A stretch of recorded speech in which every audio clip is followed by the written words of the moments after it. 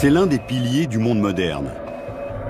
On en trouve dans nos aliments, nos maisons, nos véhicules.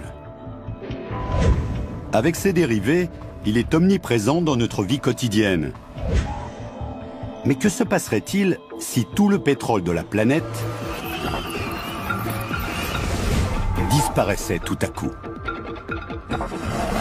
La loi martiale a été décrétée pour traiter l'état d'urgence. L'aide alimentaire est distribuée à New York. Des centaines de milliers de personnes fuient des villes devenues trop dangereuses. Que deviendraient nos villes? Notre alimentation? Notre mode de vie? Que deviendrions-nous?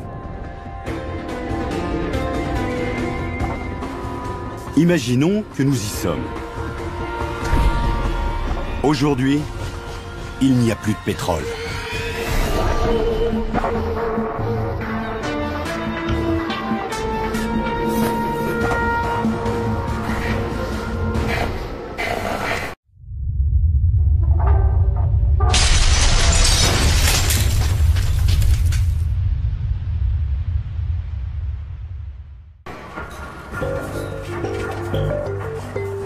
Le pétrole. Depuis 150 ans, il est extrait du sous-sol.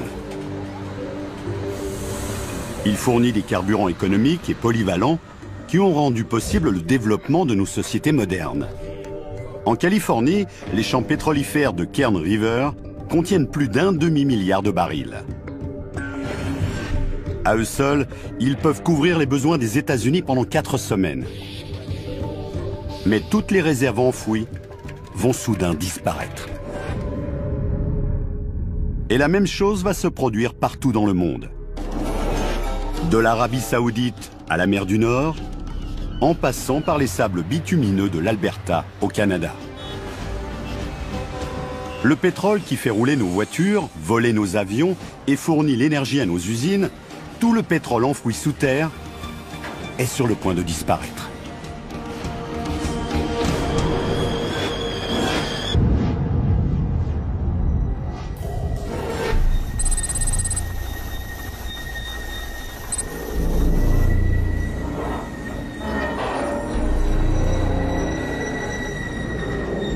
Venu des profondeurs, un signal alarmant nous parvient. Il se passe quelque chose, il faut que j'y aille. Nous avons déjà extrait plus de 1000 milliards de barils du sous-sol de la planète. Et l'on estime les réserves mondiales actuelles à environ la même quantité. Qu'est-ce qui se passe? J'en ai aucune idée. Hier encore, cette raffinerie transformait 300 000 barils de brut par jour. Mais aujourd'hui, il ne reste plus de matières premières.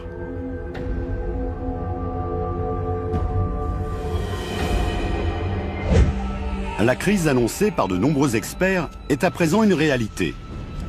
Les conséquences sont catastrophiques. Elle va changer la face du monde.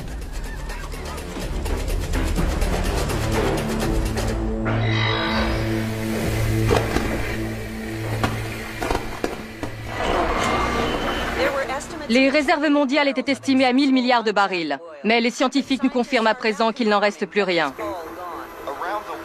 Dans le monde entier, de l'Arabie Saoudite à l'Alaska, le pétrole a disparu du sous-sol. Les compagnies pétrolières affirment qu'il reste quelques 20 millions de barils stockés près des raffineries, mais L'approvisionnement en gaz, gazole, lubrifiant, goudron et tous les autres produits dérivés du pétrole s'interrompra bientôt si nous ne trouvons pas une solution rapidement.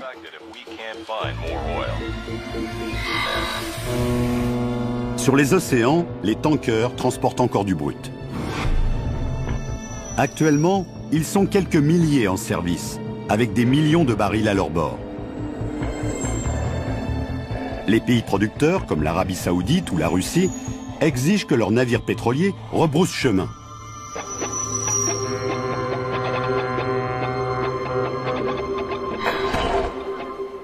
C'est un coup très rude pour les États-Unis, car ce pays est le plus grand importateur de pétrole au monde.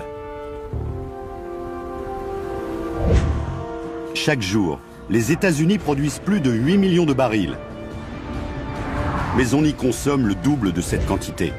Il manque donc 8 millions de barils par jour.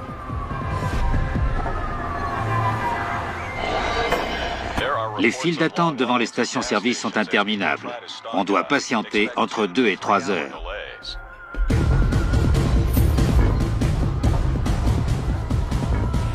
C'est peut-être la toute dernière chance de faire le plein.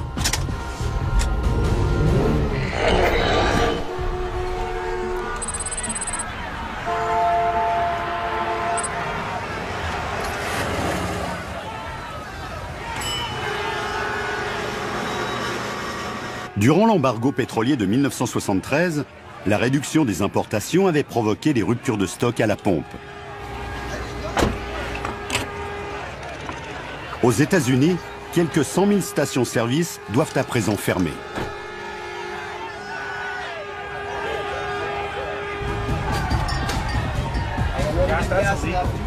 Et la situation est similaire dans presque tous les pays. Le prix des carburants disponibles atteint des sommets. Certains pays disposent encore de quelques réserves.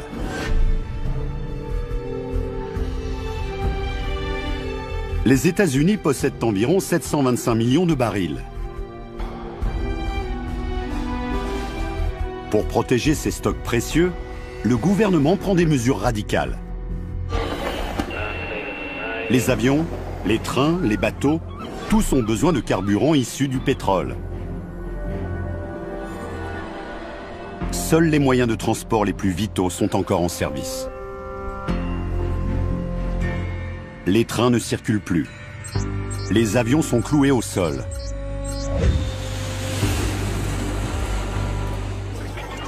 Si vous faites partie des 4 millions de passagers quotidiens, vous n'aurez aucune chance d'arriver à destination. Il en va de même pour des millions de tonnes de marchandises. Voyageurs et produits sont bloqués.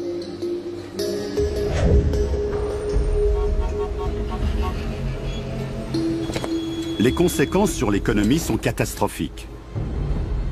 Un vent de panique semblable à celui qui a suivi les attentats du 11 septembre force le gouvernement à suspendre l'activité des marchés. Des réserves de pétrole valant des milliards d'euros se retrouvent bloquées.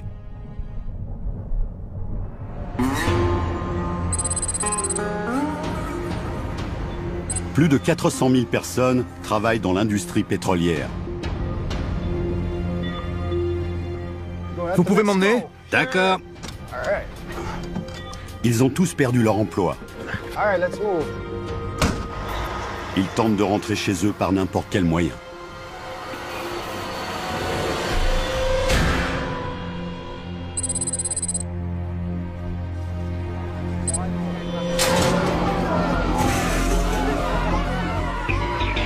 Les incertitudes qui pèsent sur l'avenir sont telles qu'elles entraînent la fermeture de milliers d'entreprises. Des millions de personnes se retrouvent au chômage.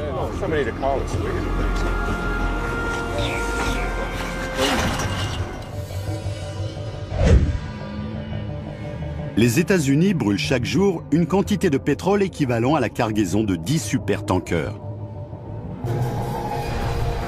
Pour produire de l'acier, cette usine métallurgique nécessite 1 millier de barils par jour.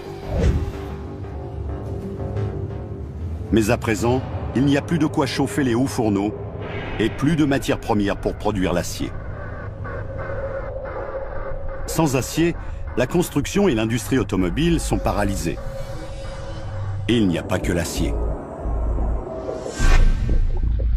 Le pétrole fournit le carburant le plus efficace et le plus polyvalent qui soit.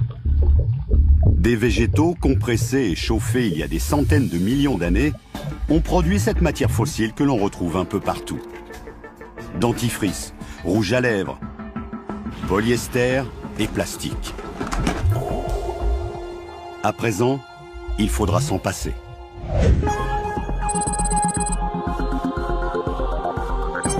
Une immense réaction en chaîne s'enclenche.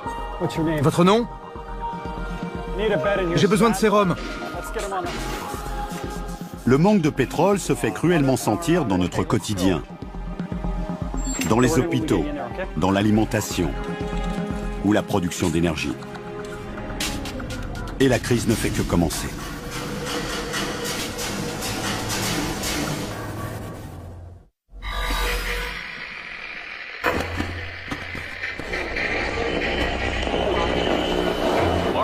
La loi martiale a été décrétée. L'armée patrouille dans les centres-villes de Washington et de Los Angeles. Réunis à Strasbourg, les dirigeants européens décident d'envoyer 100 millions de barils au Royaume-Uni. Les bourses du monde entier, de Tokyo à New York, restent fermées. Le chômage touche 30% de la population active. Il n'y a plus de pétrole depuis seulement 5 jours. Et sur toute la planète, nos besoins les plus essentiels en sont affectés.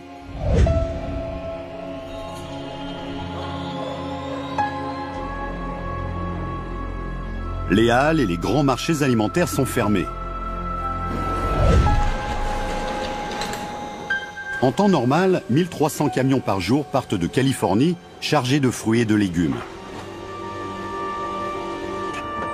Ils livrent aux grossistes de tout le pays leurs produits frais qui sont ensuite transportés par d'autres camions vers les commerces de détail. Mais dorénavant, par manque de carburant, les magasins alimentaires ne peuvent plus être livrés. Les habitants des mégapoles comme New York sont les plus touchés par le manque d'aliments. Les besoins alimentaires annuels d'une personne nécessitent la culture d'une surface égale à celle d'un terrain de football. Avant la crise, l'achat de nourriture était un acte anodin pour des millions de personnes. À présent, des gardes armés protègent les magasins où il reste encore de la nourriture. En temps normal, 30% des aliments frais ne sont pas vendus à cause de petites imperfections. Mais maintenant, tout est acheté.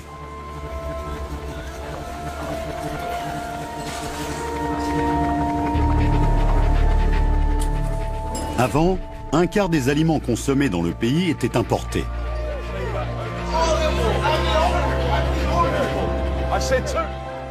Mais depuis 5 jours, rien n'arrive et la nourriture devient rare.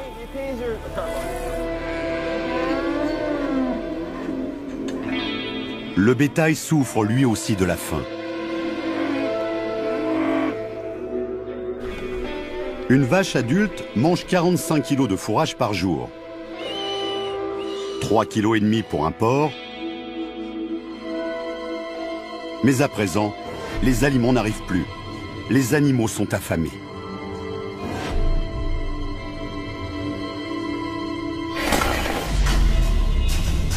Notre approvisionnement en énergie devient très précaire. Pour produire l'électricité, le charbon est roi. Dans le monde, 40% de l'électricité est produite par des centrales thermiques brûlant du charbon. Cette centrale, en Angleterre, consomme du charbon en provenance de lieux aussi éloignés que les États-Unis. Et le charbon est transporté par train. Chaque wagon contient de quoi produire toute l'énergie consommée par une petite ville en une journée. Or, maintenant, sans pétrole, les trains ne roulent plus. Les coupures d'électricité se multiplient dans toute l'Amérique du Nord. Mais de tous les États, la Floride est particulièrement touchée. Plus qu'ailleurs, l'électricité y est produite par des centrales brûlant directement du pétrole.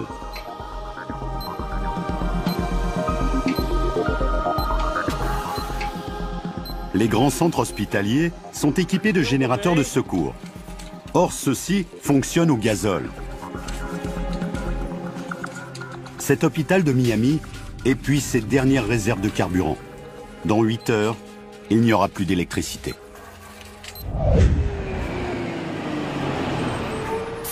Les nuits obscures sont propices à la délinquance.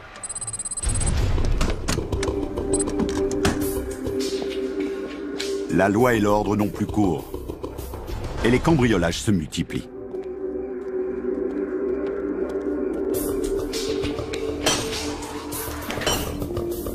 La population est désespérée et les pillards emportent tout ce qu'ils trouvent.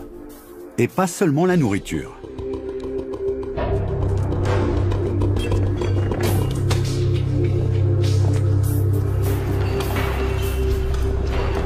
Chris, du diesel. Les moteurs diesel peuvent fonctionner avec de l'huile alimentaire. Et les moteurs diesel sont 30% plus économiques que les moteurs à essence. Avec 7 litres d'huile, une voiture moyenne peut parcourir 100 km. Tant qu'il restera assez d'huile alimentaire, ce camion et tout autre véhicule diesel pourront rouler. C'est bon, tiens-moi ça.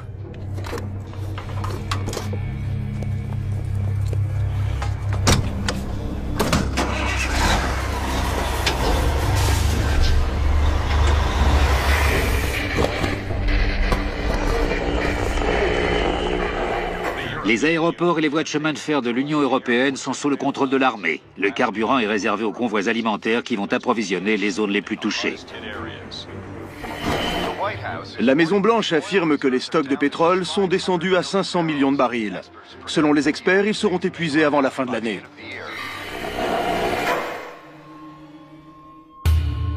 Le pétrole a disparu du sous-sol depuis 30 jours. Les gouvernements de tous les pays prennent des mesures radicales. Les services les plus vitaux sont protégés. Les dernières réserves de pétrole sont transformées en carburant pour les trains. Le charbon peut de nouveau parvenir aux centrales thermiques. Dans certains pays, la distribution d'électricité reprend au compte-gouttes. Mais en Amérique du Nord, l'électricité est dispensée à travers des réseaux isolés. Elle ne peut passer d'un réseau à l'autre. En Floride, où l'électricité est produite directement à partir du pétrole, la plupart des villes sont encore plongées dans l'obscurité. Grâce aux dernières réserves de carburant, les trains de passagers peuvent de nouveau rouler. Mais à présent, ils transportent l'aide alimentaire vers les grandes villes où sévit la famine. Or, le transport de la nourriture entame sérieusement les derniers stocks de pétrole. Aux États-Unis, les réserves seront épuisées dans moins de 11 mois. Sur les routes, les voitures emblématiques du mode de vie américain sont devenues rares. 235 millions de voitures roulent à l'essence aux États-Unis. Imaginez que vous poussiez une voiture sur 9 km. La même énergie est fournie par 1 litre d'essence. Actuellement, les voitures sont indispensables aux États-Unis. Toutes les infrastructures ont été prévues pour les automobiles. La moitié de la population habite dans de vastes banlieues résidentielles. La plupart des biens consommés sont livrés à domicile. Avec la fin du pétrole, c'est tout un mode de vie qui devient impossible.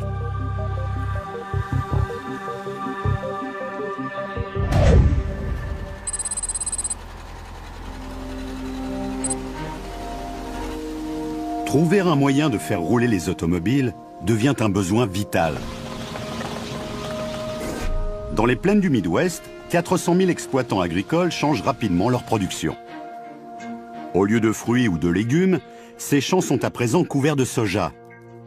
L'huile extraite de cette plante servira de carburant au moteur diesel.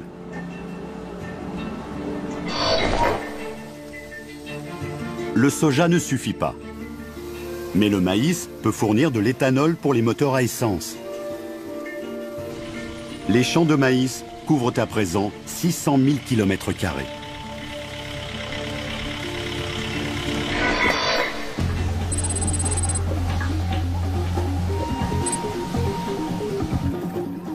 L'éthanol est une solution qui a fait ses preuves. Au Brésil, les voitures roulent toujours, même sans pétrole.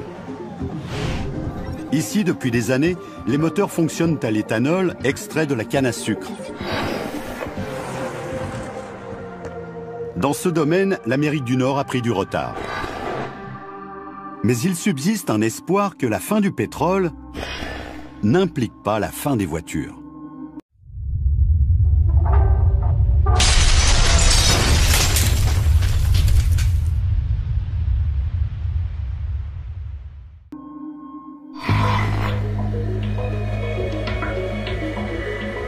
Des milliers de voitures électriques roulent déjà dans les rues des grandes villes. Dans un monde sans pétrole, elles sont peut-être le véhicule du futur.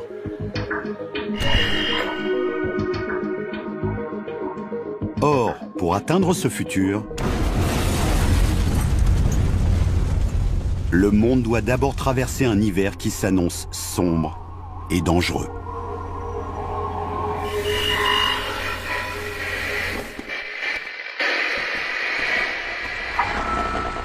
Le gouvernement annonce que les 3 grands constructeurs automobiles ont été nationalisés. Désormais, ils se consacreront à la fabrication de camions électriques destinés au transport des aliments. Le ministère de l'Agriculture a lancé un plan de culture intensive de la canne à sucre dans les États de Floride, Louisiane et Hawaï afin d'augmenter la production d'éthanol. Les distributions de vivres dans les villes de New York, Boston et Philadelphie n'auront plus lieu qu'1 jour sur 2.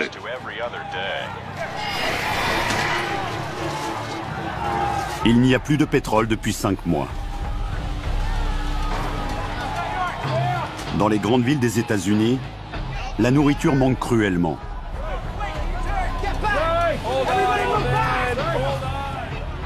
D'immenses files d'attente se forment devant les gares.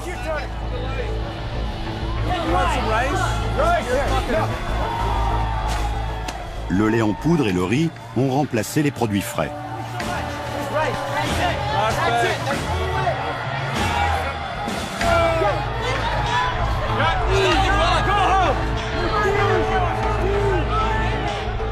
Mais la famine continue à s'aggraver.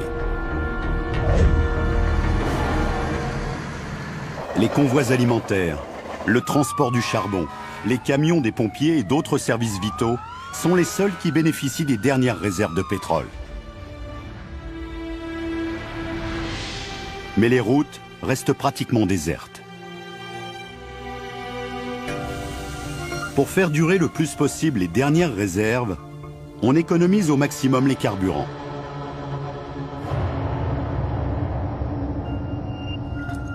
Mais si des solutions alternatives à grande échelle ne sont pas mises en place, dans quelques mois, le transport des aliments deviendra impossible.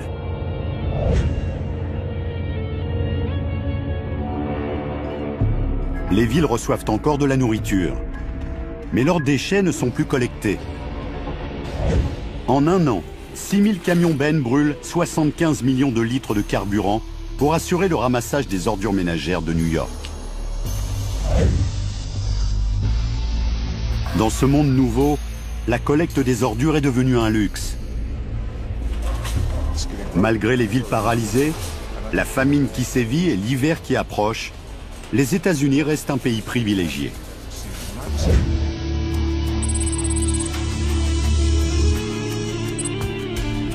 À 10 000 km de là, c'est un désastre économique. 90% des revenus de l'Arabie Saoudite provenaient du pétrole.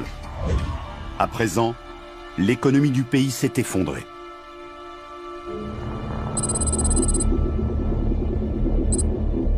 Ce navire transporte l'aide alimentaire destinée au Japon.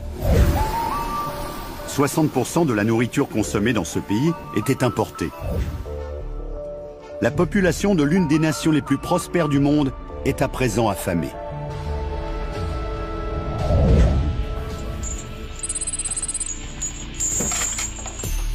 Pour pallier le manque de carburant, certains tentent de trouver des solutions de remplacement.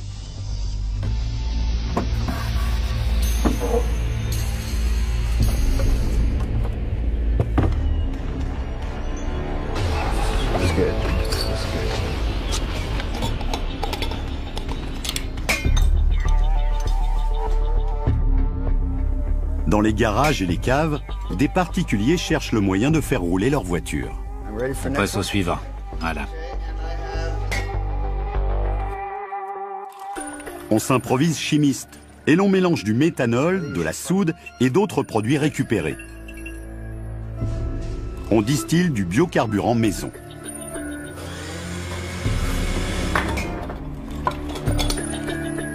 C'est prêt?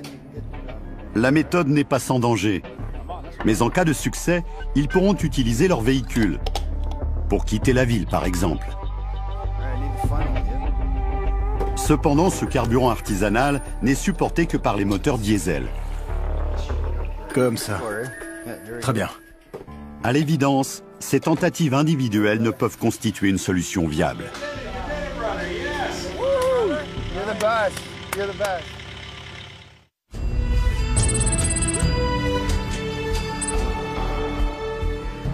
La production de biocarburants à grande échelle rencontre de sérieuses difficultés. Aux États-Unis, grâce à la culture intensive du soja, les récoltes ont doublé par rapport à l'année dernière. Elles ont permis de produire près de 2 milliards de litres de biocarburants diesel, ce qui couvre à peine 1% des besoins annuels du pays. Et il n'y aura plus de biocarburants disponibles avant la prochaine récolte. Le maïs, destiné à la production d'éthanol, subit les mêmes contraintes saisonnières.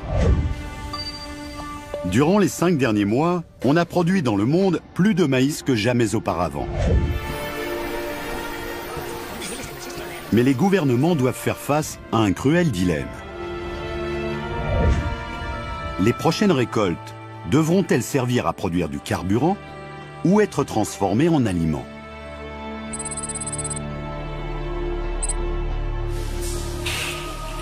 Le manque de nourriture n'est pas le seul problème. Les hôpitaux manquent de produits fabriqués à partir du pétrole. Chaque année, on y utilise quelques 15 milliards de gants en latex.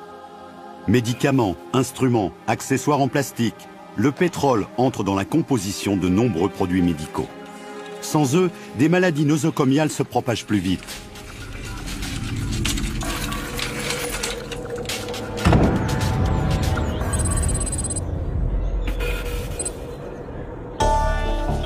Malgré le manque de services médicaux, certains parviennent encore à survivre dans les villes, où les guettent de nombreux dangers.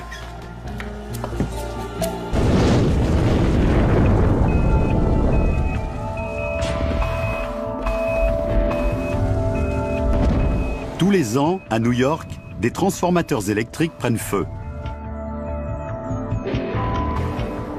Or, ce qui n'était qu'un incident naguère peut à présent devenir un désastre.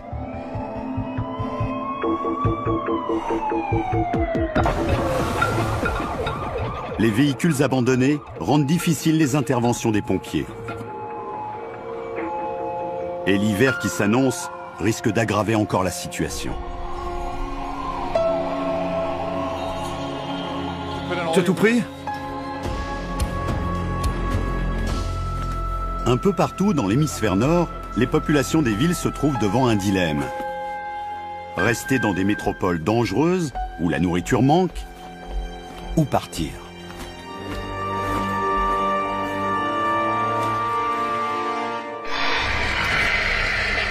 L'exode se poursuit. Dans tout le pays, les villes se vident. Par les transports publics d'urgence, à pied ou par n'importe quel autre moyen, ils ont décidé de partir.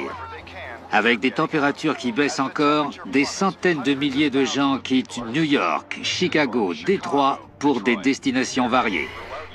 En Europe, ils tentent de gagner l'Espagne, la Grèce ou le sud de la France, qui se retrouvent envahis par une foule de réfugiés fuyant le froid.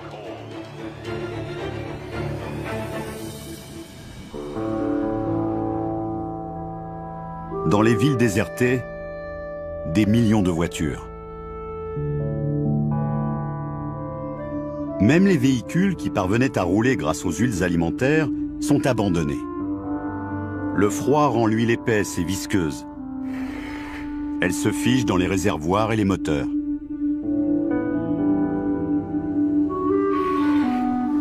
Vidées de leurs habitants, sans carburant, sans nourriture, les villes du Nord deviennent des îles de béton et de verre, coupées du reste du monde par la neige.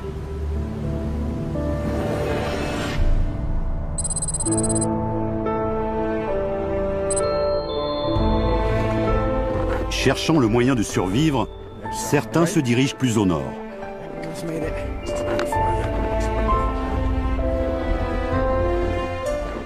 Ils emportent avec eux tout ce qu'ils peuvent. Il n'y en a pas beaucoup. Denrées non périssables et conserves leur permettront peut-être de tenir jusqu'au printemps. Mais ils devront se montrer très économes.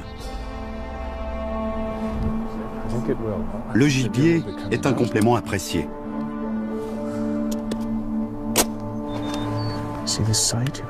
Un adulte brûle environ 210 000 calories durant l'hiver.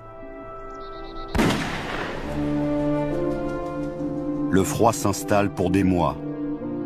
Dans les campagnes, et dans les villes.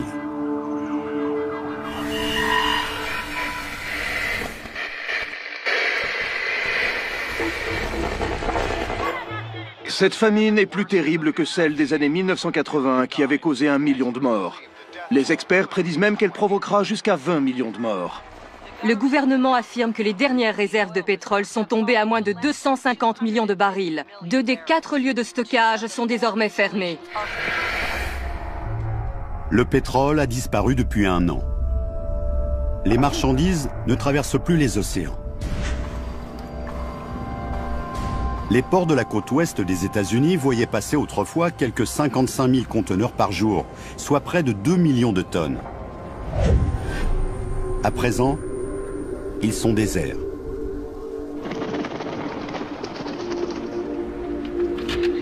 La situation est similaire dans le monde entier. Les ports sont fermés, de la Russie au Japon. Le commerce international a pratiquement disparu. Les voitures à essence, désormais inutilisables, sont le symbole d'une époque révolue. Les armées du monde ont perdu de leur puissance. Aux États-Unis, l'armée était naguère l'entité qui consommait le plus de carburant, avec une facture de 150 milliards d'euros par an. Aujourd'hui, de nombreux tanks et avions sont mis au rebut. Leur utilisation coûterait tout simplement trop cher.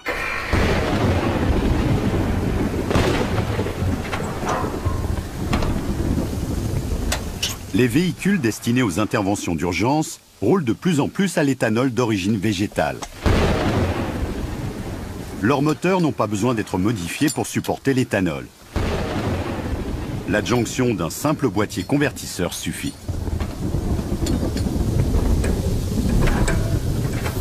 Allons-y!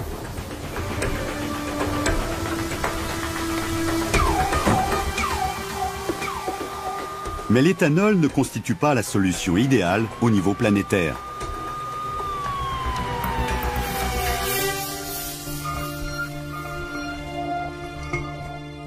Les gouvernements soutiennent de moins en moins la production d'éthanol. Les États-Unis ont consacré 40% de leur récolte de maïs à la production de ce biocarburant. Mais cette quantité demeure infime par rapport à la demande.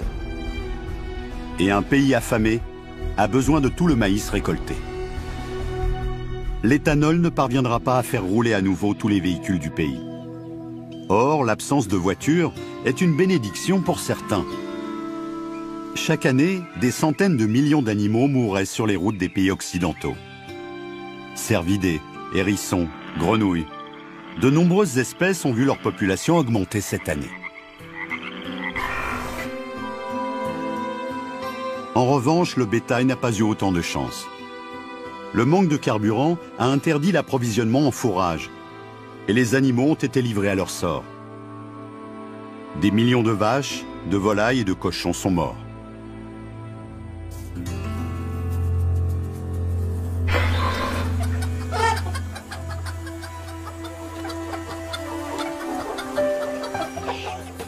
Dans les zones rurales, l'avenir ressemble de plus en plus au passé. L'effondrement de l'élevage intensif a considérablement changé le régime alimentaire dans de nombreux pays. Les familles mangent ce qu'elles produisent.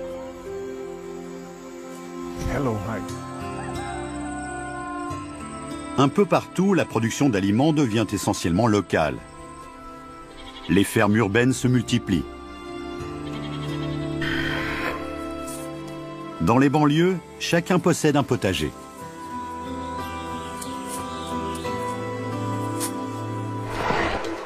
Un ouragan de force 5 a ravagé Miami.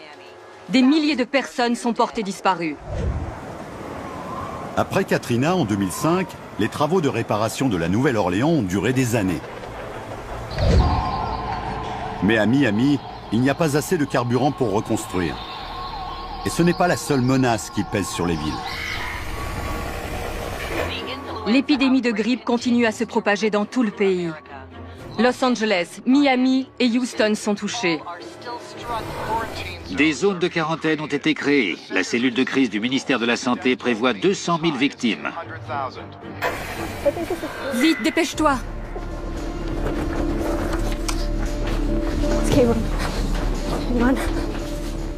Les hôpitaux sont plus difficiles d'accès, alors qu'ils sont plus nécessaires que jamais. Des particuliers ont parfois gardé un peu d'essence pour ce genre d'urgence. Hélas, leur prudence s'avère être un mauvais calcul. Les additifs contenus dans le précieux carburant l'ont dégradé. Après un an de stockage, l'essence devient inutilisable. Qu'est-ce qui se passe? Cours! Au niveau mondial, les échanges internationaux se raréfient.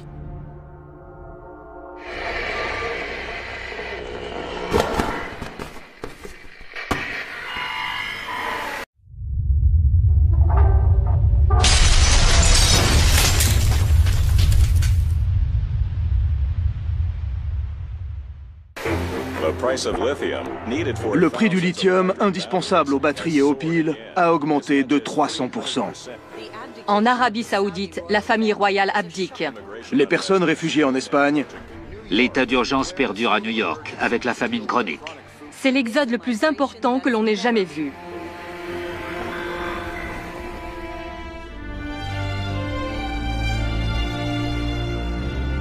Il n'y a plus de pétrole dans le monde depuis 10 ans. Même dans l'espace, tout a changé.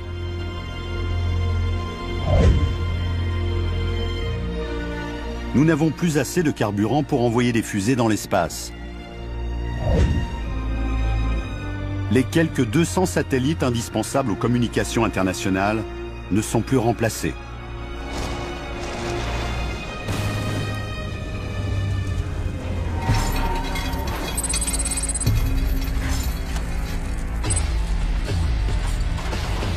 Mais dans ce monde sans pétrole, les rebus électroniques ont pris beaucoup de valeur.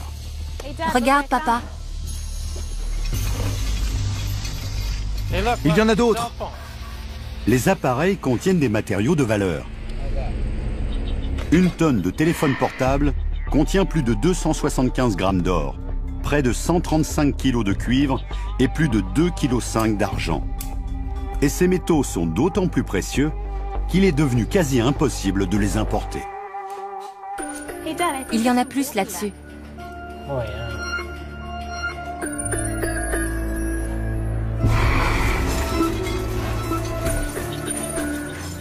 Et l'on ne récupère pas que les métaux. Le plastique met plusieurs siècles à se dégrader. Bouteilles et récipients sont à présent recherchés, nettoyés et réutilisés. Jamais on n'a autant recyclé à petite et grande échelle.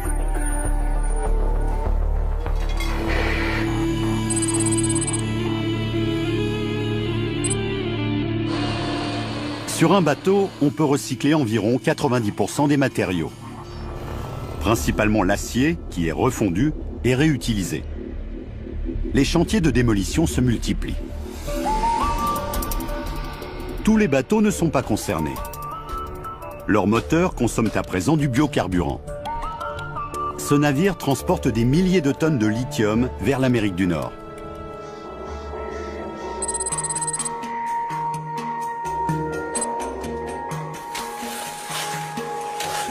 La moitié des réserves mondiales de lithium se trouvent en Bolivie, dans un désert de sel. Le lithium est le principal composant permettant de fabriquer les batteries les plus efficaces. Et la demande est énorme dans un monde où la fourniture d'électricité demeure problématique. L'économie bolivienne est florissante. Dans un monde sans pétrole, la Bolivie est une superpuissance, l'Arabie Saoudite du Nouveau Monde. Mais pour le moment, on ne produit pas assez de biocarburant pour que le commerce international puisse redevenir ce qu'il était. Toutefois, les recherches dans ce domaine se poursuivent. Les algues peuvent apporter une solution viable. À surface égale, elles produisent 7000 fois plus de biocarburants que les autres végétaux. Et leur culture demande très peu de fertilisants.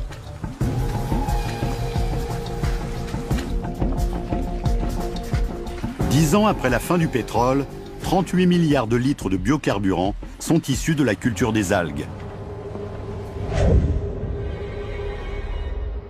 Mais c'est insuffisant pour que le trafic aérien reprenne.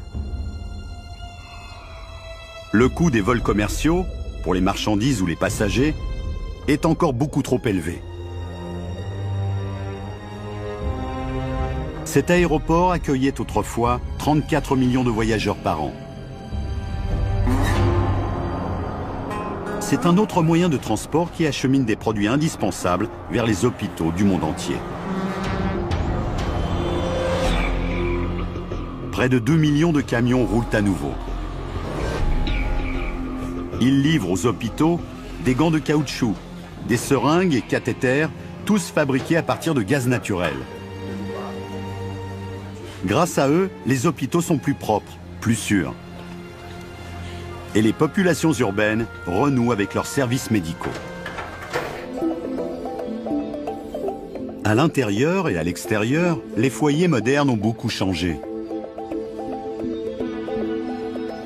Le taux de mortalité redescend peu à peu.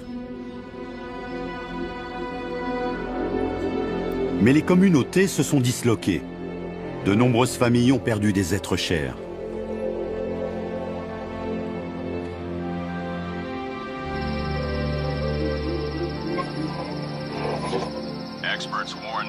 Les réserves de gaz naturel baissent rapidement et les experts affirment qu'il en va de même pour le charbon.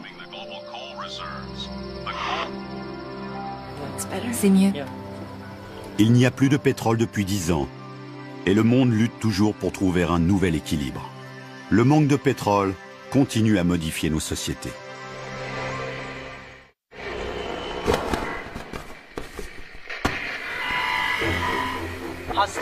Les hostilités se poursuivent alors que la Chine développe ses activités de prospection de lithium à la frontière tibétaine. Le recensement annuel révèle que Los Angeles est toujours la plus grande ville du pays avec 20 millions d'habitants. C'est le premier vol commercial d'un avion entièrement propulsé par du biocarburant. La compagnie annonce qu'elle prévoit 6 vols transatlantiques par an.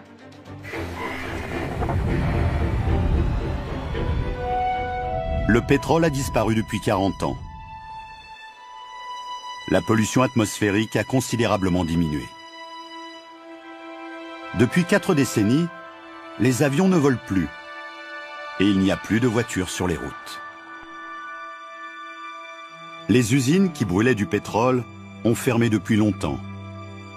Le Canada, les États-Unis et le Mexique ont réduit leurs rejets toxiques de 3 milliards de tonnes par an.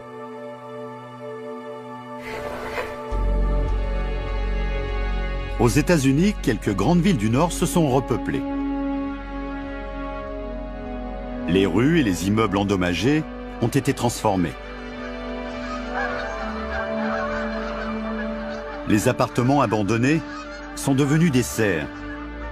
On cultive des légumes sur le terrain d'une ancienne zone industrielle.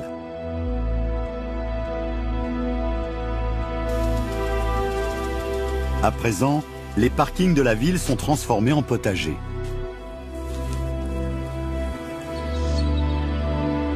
À New York, les 341 hectares de Central Park sont cultivés pour fournir des aliments à ceux qui ont repeuplé la métropole. La ville se nourrit de ce qu'elle produit.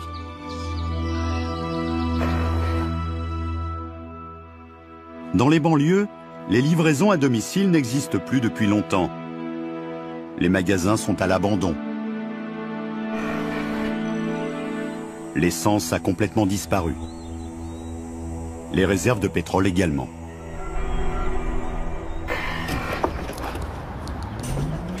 Quelques voitures roulent encore, mais elles sont très différentes. Naguère, leur poids moyen était de 1800 kg. Les nouveaux véhicules sont considérablement plus légers et ils roulent à l'électricité. Le châssis et le moteur sont faits de matériaux plus légers, tels que la fibre de carbone.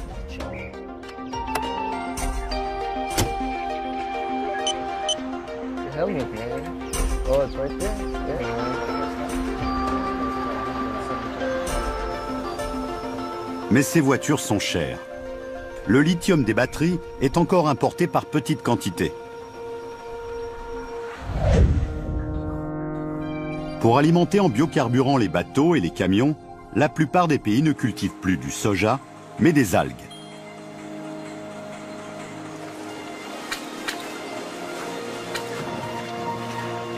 En Amérique du Nord, on a mis en place d'énormes bioréacteurs. Sur 39 000 km², on cultive les algues qui produisent assez de biocarburant pour couvrir les besoins du pays. Une fois extrait des algues, le biocarburant est acheminé à travers le réseau de pipeline qui servait autrefois à transporter le pétrole. C'est l'électricité qui fournit l'essentiel de l'énergie au transport de passagers. Les réseaux ferrés électriques se sont considérablement développés.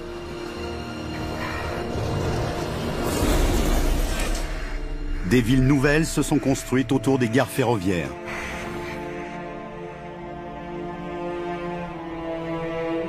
Certaines métropoles sont devenues des villes fantômes.